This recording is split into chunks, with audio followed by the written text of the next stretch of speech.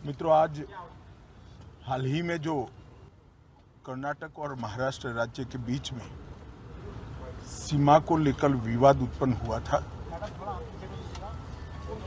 इस विवाद की समाप्ति और इसके संविधान सम्मत मार्ग के लिए मैंने महाराष्ट्र के मुख्यमंत्री, उप मुख्यमंत्री और कर्नाटक के मुख्यमंत्री, गृहमंत्री और वरिष्ठ साथियों को आज यहाँ पर बुलाया था। दोनों पक्षों के साथ भारत सरकार के गृह विभाग के ऑफिसर की उपस्थिति में बहुत अच्छे माहौल में बात हुई है। दोनों मुख्यमंत्रियों ने सकारात्मक अप्रोच रखा है और कुल मिलाकर इस बात पर सहमति हुई है कि डिस्प्यूट के रास्ते और डिस्प्यूट का समाधान लोकतंत्र के अंदर रोड पर नहीं हो सकता, संविधान सम्मत मार्ग से हो सकता है। तो अतः कुछ फैसले हुए हैं जो मैं आपको बताना चाहता हूं। सबसे पहले, जब तक सुप्रीम कोर्ट का इस बारे में निर्णय नहीं आता, कोई भी राज्य इसके बारे में एक दूसरे राज्य पर क्लेम या तो डिमांड जनरेट नहीं करेगा। दूसरा, दोनों राज्यों के मिलाकर दोनों ओर से 6 मंत्री बैठेंगे और इस पर डिटेल नीचे तक परकोलेशन किस प्रकार से हो, इसकी चिंता और चर्चा करेंगे। छोटे छोटे और कई मुद्दे भी हैं दो राज्यों के बीच में, जो पड़ोसी राज्यों में आमतौर पर देखे जाते हैं। ऐसे मुद्दों का निवारण भी ये 3 मंत्री दो ओर से जो है वो ही करेंगे।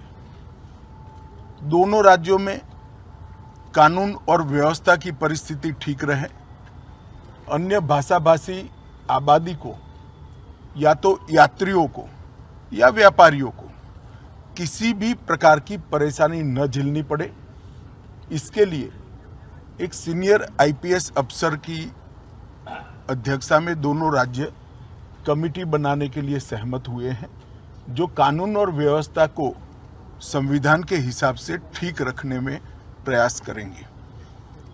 जब मामलों की चर्चा भी हुई तो ये भी ध्यान में आया है कि पूरे मामले में फेक ट्विटर ने भी बहुत बड़ा रोल निभाया है। कुछ फेक ट्विटर्स सर्वोच्च नेताओं के नाम से जनरेट किए गए और इसको फैला दिए गए हैं। और ये मामला बहुत गंभीर इसलिए है कि इस प्रकार के ट्विटर से दोनों ओर की जनता की भावनाएं उद्वेलित होती हैं और घटनाएं जन्म लेती हैं।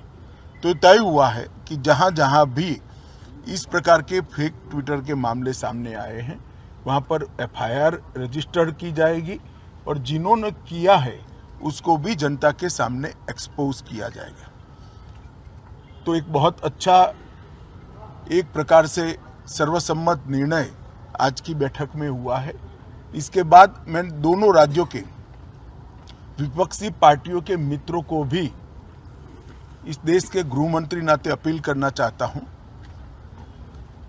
राजनीतिक विरोध जो भी हो, जो विपक्ष में बैठे हैं सरकार के सामने राजनीतिक कार्यक्रम ले सकते हैं, परंतु दोनों राज्यों की जनता के हित में और दोनों राज्यों की बॉर्डर पर अन्य भाषाभाषी जो लोग बस रहे हैं इनके हित में अब इसको कम से कम राजनीतिक मुद्दा न बनाया जाए।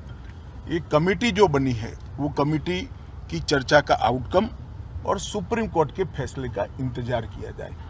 मुझे विश्वास है कि दोनों राज्यों में कांग्रेस, एनसीपी और उद्धव ठाकरे जी का ग्रुप, ये सारे नेता इस बात में सहयोग करेंगे कि इस बात को राजनीतिक रंग न दिया जाए।